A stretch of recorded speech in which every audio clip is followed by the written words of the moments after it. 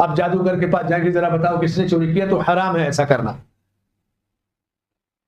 اور کبھی کبھی شیطان فتنہ پھیلاتا ہے دو رشتہ داروں کے بیچ میں، کسی مصیبت میں ہو، آ کر کہے گا تمہارے فلاں رشتہ دار نے تم پر جادو کیا ہے، اور پھر رشتہ داروں میں ٹھن گئی، اس کی بات کی تصدیق نہیں کی جائے گی۔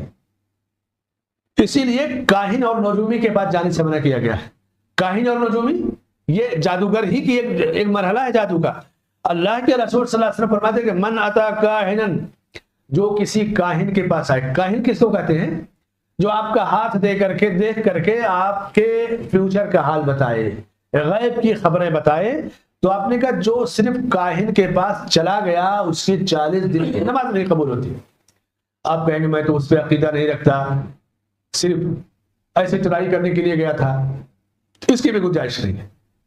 جیسے ہوتا ہے نا پنڈت بیٹھے رہیں گے، وہ بمبئی سینٹرل اسٹیشن سے باہر نکلے تو پہلے 1-2 آدمی بیٹھے رہتے تھے، پرچیاں لیے رہتے تھے، اور 1-2 پرندے ان کے پاس رہتے تھے، اور آپ سے 10 روپے لیتے اور کہتے کہ اب اس میں سے جو پرندہ جس پرچی کو نکالے گا وہی آپ کی تقدیر ہے۔ تو دیکھیں گے تو آدمی خوش ہو جاتا تھا۔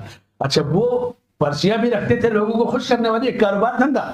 تو کچھ لوگ اس پر ایمان رکھتے ہیں اور کچھ لوگ سوچتے ہیں ٹرائی کرتے ہیں، دیکھیں کہ آپ بھلے ایمان نہیں رکھتے، یہ بھی کفر ہے، اس سے 40 دن کی نماز نہیں قبول ہوتی۔ اور دوسری حدیث میں آپ صلی اللہ علیہ وسلم فرماتے ہیں کہ من اتا کاہنا او عرافا فصدقه بما یقول، جو کسی کاہن یا عراف یعنی قیافہ شناس، جو اندازے سے اٹکل پچوہات کر کے آپ کو فیوچر کا حال بتائے، غیب کی خبریں بتائے، آیا اور